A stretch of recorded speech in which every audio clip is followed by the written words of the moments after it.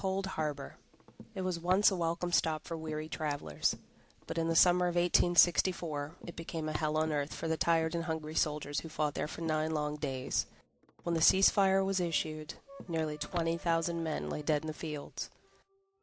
Cold Harbor is tucked away in rural Hanover County, Virginia, about 8 miles east of Richmond.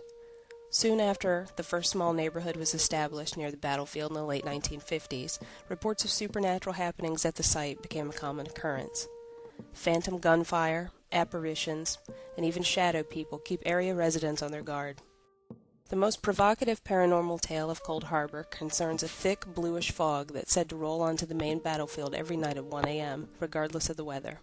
The regularity of the reports at the battlefield captured my curiosity, and the only way for me to put that curiosity at ease was to investigate, to get a look for myself.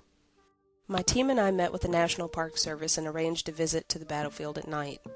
Our adventure began at 10 p.m. A park ranger escorted us through the woods, and they were so dark you couldn't see the person next to you on the trail without the aid of a flashlight or night vision goggles.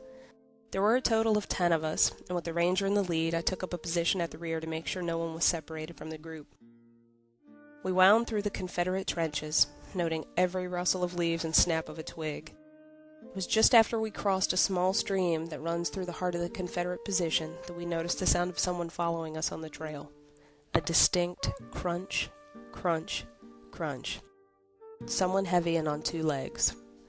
My first thought was that it was the Park Service having a little fun at our expense, but after checking our surroundings with the night cams and finding nothing, not even a deer or a possum, my suspicion shifted. All of the group's photos so far had been normal shots of trees and underbrush. Things began to change quickly after we crossed that stream. Bright orbs, some of the brightest I've ever seen, began appearing in our photos. There were only a few at first, but the closer we came to the area of the battlefield where the heaviest casualties occurred, there were hundreds. I must admit that before that night at Cold Harbor, I was never really a believer that orbs were anything other than dirt. But the timing of their arrival in our photos and the disappearing when we moved on to the Union trenches was too much of a coincidence for me to write off. A portion of the trail through the Union lines overlaps a park road for a stretch of about a quarter mile. We'd only been on the pavement for maybe 50 yards or so when an icy cold breeze snaked out of the woods at our side. The change in temperature and the strange gloomy mood that seemed to accompany it were so dramatic that the group stopped in its tracks to make notes and to record the phenomenon. Another team member, Ron Decker, and I decided to record some audio data in hopes of later finding EVP. After only a few minutes, Ron and I both experienced a strange, sharp pain in our sides. I asked someone quickly to snap a photo of us, and this is what they captured. The pain was fleeting, thankfully, and the chill vanished soon after. Our journey continued. We marched on through the Union lines, turned back, and crossed the main battlefield once again. As we approached the Confederate front line, our escort ranger jokingly asked if anyone knew the password needed for the guard. He pointed out the site where the sentry would have been stationed, and we snapped these photos. The trail had taken us full circle. We hiked up the park road that led back to our cars, but were stopped again by another sudden drop in temperature. We were making notes when the line of fog began rolling across the pavement. Only moments after we first saw it, we were completely engulfed. I was unable to see the person at arm's length from me.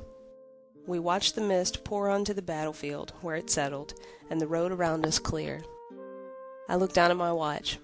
1 a.m. So, are the legends surrounding Cold Harbor merely that, legends?